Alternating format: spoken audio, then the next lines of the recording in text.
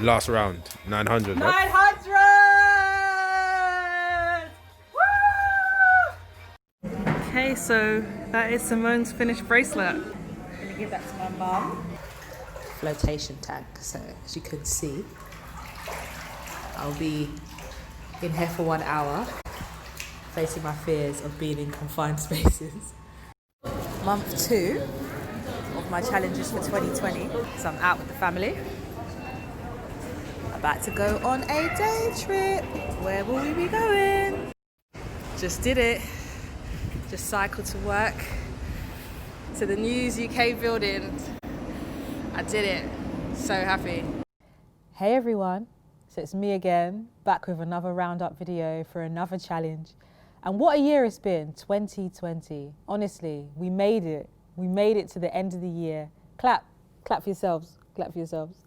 So as I've said, it's another roundup video, but what is extra special about this year is that it's the fifth and final year. So it's the final year of doing my challenges. And honestly, as you know by now, I've enjoyed every single minute of it. I've done 12 months, 12 locations. That was the first year. Then I did 12 months, 12 acts of service. Then 12 months, 12 different dishes. And last year I did 12 months, 12 brand new experiences. So go back and watch those videos and then come back and watch this as my 5th and final year.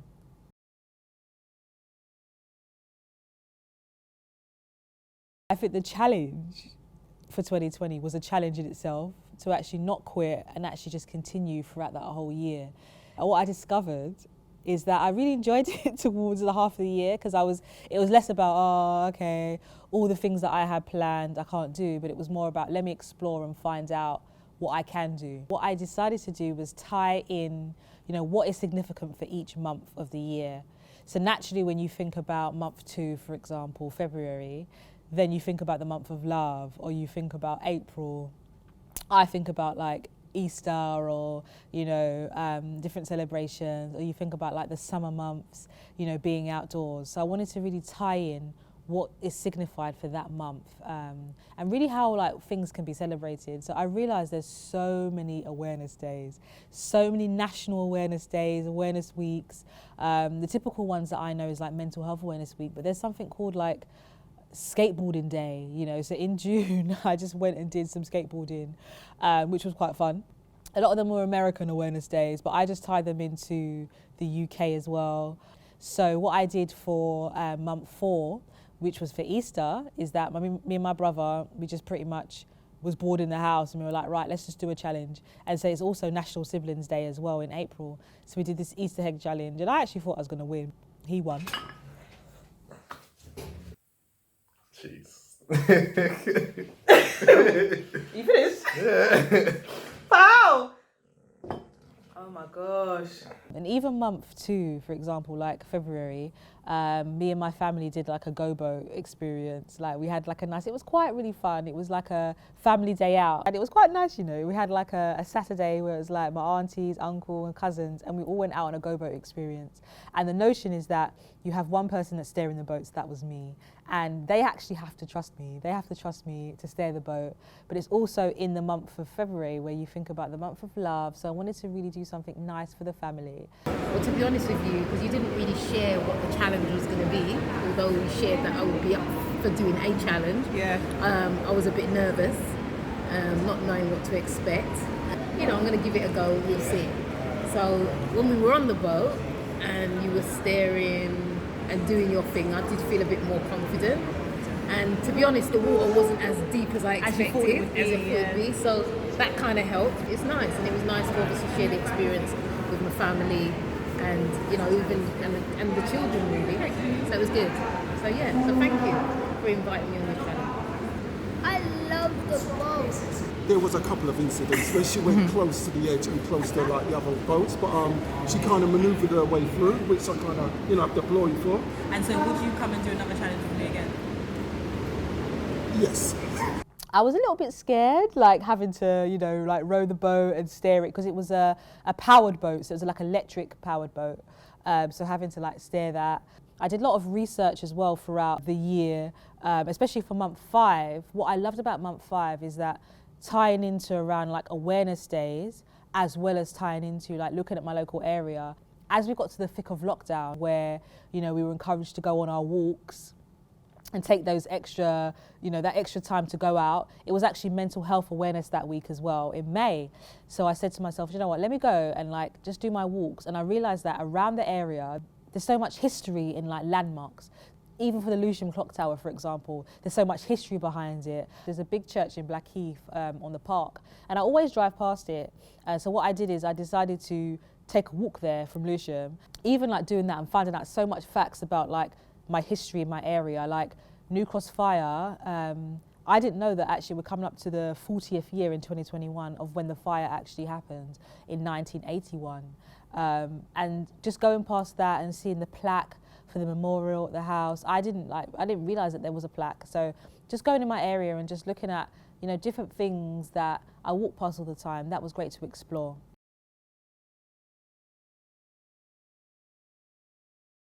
It's always the fitness related challenges. So it's always the ones where I have to like push myself and kind of come out my comfort zone.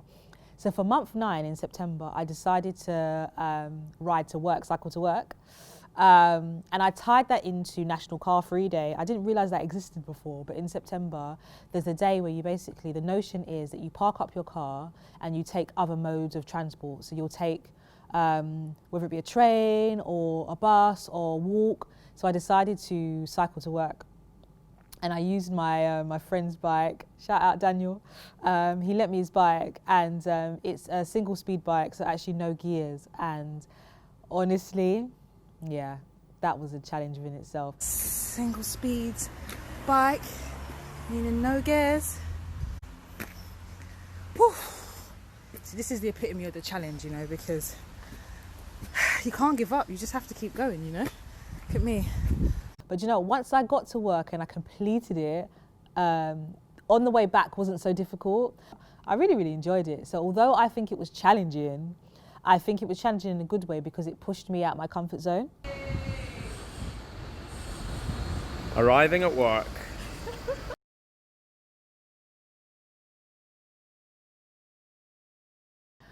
I did. So the first one had to be the skipping challenge, month 7.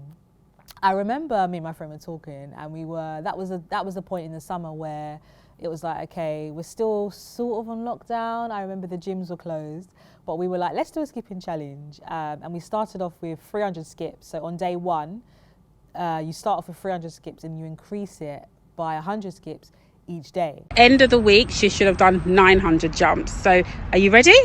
Yep. Let's go. So the aim was to start on 300 and end up on 900. Everybody was willing to like count my skips. I remember I did a session with my cousin, my brother, my friend. And once I got to day 7, I just felt a huge like sigh of relief, but it was really, really fun to do as well. So that was really fun. 900! Woo! And then the second one that I really enjoyed, the challenge that I did for month 8. And that was learning how to cook a Jamaican patty. I love that because it tied into like month 8, which is like carnival weekend, but also Jamaican Independence Day. And I've always wanted to learn how to do a Jamaican patty because it's something that I always eat. So my brother's a chef and he taught me how to make it. I really enjoyed that because it was something that I'd never done before. And you know what else was my favorite? If I had to do top 3, also flotation tank. So for me, beginning of the year was all around like health and well-being, and when you think about January, it's like reset. So I decided to do flotation tank, where you essentially, the notion is that you're in a small little tank and you're floating on water, so you can't drown. But I wanted to face my fear of being claustrophobic, so I don't like being in enclosed spaces at all. So going in, and literally you have the lids on, and so you're in there, and then you can listen to like calming music, but you're in there for about an hour. And what I loved about it is that it was so relaxing, so therapeutic. And I think it was great for like the kind of self-care that you think about in January, the kind of like, right, I want to start the new year off as I mean to go on. So I really enjoyed that. We here at Floatworks just want to congratulate Simone for her efforts today, facing her fears of being in an enclosed space, realising that actually in a flotation tank it's a really safe place, it's really comforting, and well done.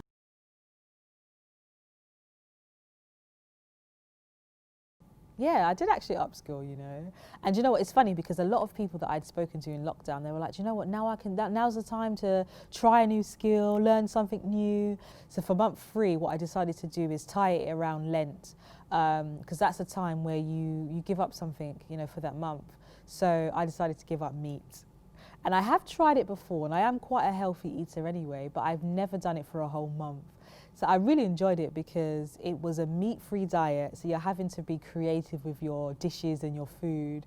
And I made amazing dishes. So I did like a nice spinach lasagna. But I think with those kind of challenges, it's one thing to say, okay, I'm just going to give up something. But there's another thing to know, okay, you actually have to cook in a different way that you're not used to doing as well. And even like doing my weekly shops, I realized, like, you know, shout out to all the vegetarians and the vegans out there, because like when you're doing your weekly shop, you have to really think about it. But it was great to try it anyway. So that was month 3. And then also month 10 was quite unique actually. I think it was the only month where it was something that I'd never done. I have a friend that she has like a jewelry making business. So she said, you know what, let's just do some jewelry making. And I tied it in to Black History Month as well, which is celebrated in October. And what I thought, you know, let's not get into the whole like where gold originates from, but we know it's Africa, right? So I thought, you know what, us Caribbeans, us Africans, like jewelry is just a way in which we express ourselves with our culture. So it was quite interesting to how to make it. It was very fiddly, and I think, like, you know, back in school I never was really like big on arts and crafts, but I really enjoyed it because I had to really be patient with so much of the intricate things and the detail as well. I think the most tricky part was flattening the crib. Is it crib? Crib bead? Yeah, flattening it and getting it all together. Yeah, that's pretty cool. I made a set of earrings and I also made a bracelet. And some of the materials that I chose to use were really, really nice. Like, I remember going into the store to buy the materials and just thinking, wow, like, this actually exists. Like, I've never made jewelry before, but there's so much to choose from, different golds and different properties and materials. This shop is more than 10 years here. More than 10 years. Did you make all of these? Yeah, most of the things I made, some are ready-made also, but this area, most of the things for jewelry making. And to add the culture into it, you know, I made a bracelet that was the Jamaican flag colours for my mum, which was nice. So yeah, it was nice to celebrate Black History Month in that way. For month 12, I made an advent calendar with my cousins. And that was quite fun because, you know, like, getting the kids involved and like making something and designing something is always great. And honestly, these YouTube videos, they make it look easy, because my version versus what was actually on the video, very different. You can try this at home, but it's a bit of a challenge. But I think the challenge was good because we didn't have that much materials to use, but it still came out fine. So actually to make one myself and put my own sweets in it and put my own chocolates in it, chocolates that I love, and a nice little treat throughout that month. So that was quite fun as well. So yeah, I think this challenge, if I was to group it up into categories, it definitely was, you know, encompassing health and well-being and fitness and leisure, but also family fun as well, and also like self-improvement. Month 11 was probably a miscellaneous month, but it was quite nice because November's a month where it's like, you know, it's the end of autumn, beginning of winter. You know, it's out of the old, in with the new. And also it's my birthday that month as well. So what I wanted to do was just gift somebody with a book that's helped me, you know, a book that I don't necessarily read anymore, but it's helped me throughout the years. And so month 11 was nice because it was a therapeutic month of, you know, starting afresh. And I am a massive hoarder.